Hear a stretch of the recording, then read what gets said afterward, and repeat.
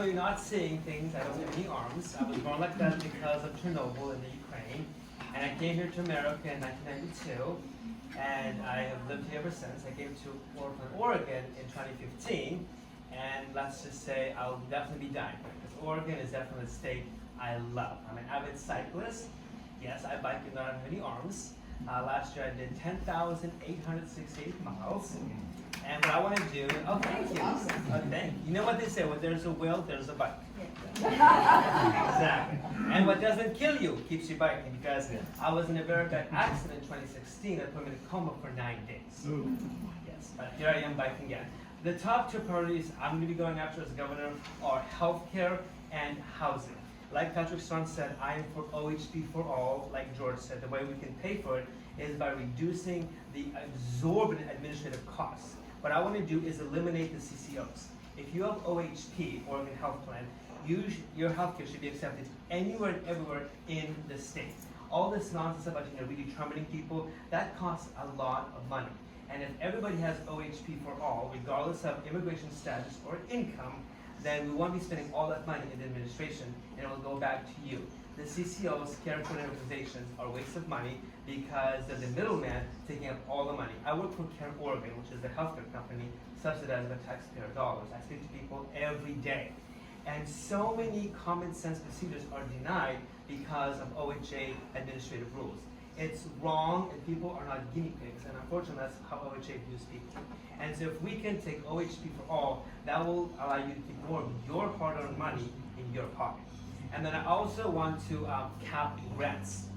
I'm pretty sure living here is not cheap, and I want to make sure that you're not paying 40, 50, 60, 70% of your income to housing. I mean, it's criminal. Housing is not a privilege or a luxury. It is a human right. And as governor, I'll be adding that to the state constitution to make sure that we respect those housing. There is no reason why in Oregon or America, for that fact, people should be living on the streets. I live in downtown Portland. I see it every day.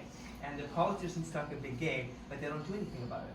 I will be the kind of governor you will never ever catch sitting on his hands doing nothing. I'm too busy working for you. So what we're going to do, my first 100 days, is lower rent by $100 across the board, and then we're going to figure out with the legislature how we can cap rents to 30% of your income.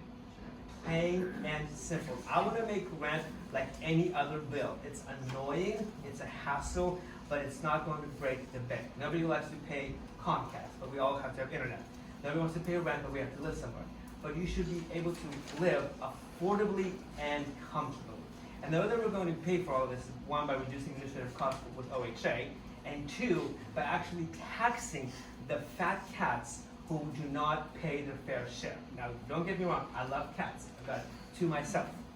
But there are some cats that are so fat they can afford to part with some of their hard-earned money, no pun intended. And so we're going to tax them. I'm going to be implementing a lot of Elizabeth Warren's tax policies, which are very common sense. I also want to raise the minimum wage to $15 an hour, and I want to institute a living wage of $25 an hour at all companies that report billion-dollar-plus quarterly profits. If you're making that much money, you can afford to pay your employees $25 an hour along with profit sharing. Does anybody have any questions, concerns? We're going to open up for questions a little bit later. Okay. Are you? I mean, that's basically it. I'm down to the point. I'm not going to beat around the bush and put us in a war for 21 years. And thank you all for coming. Thank you, Debbie.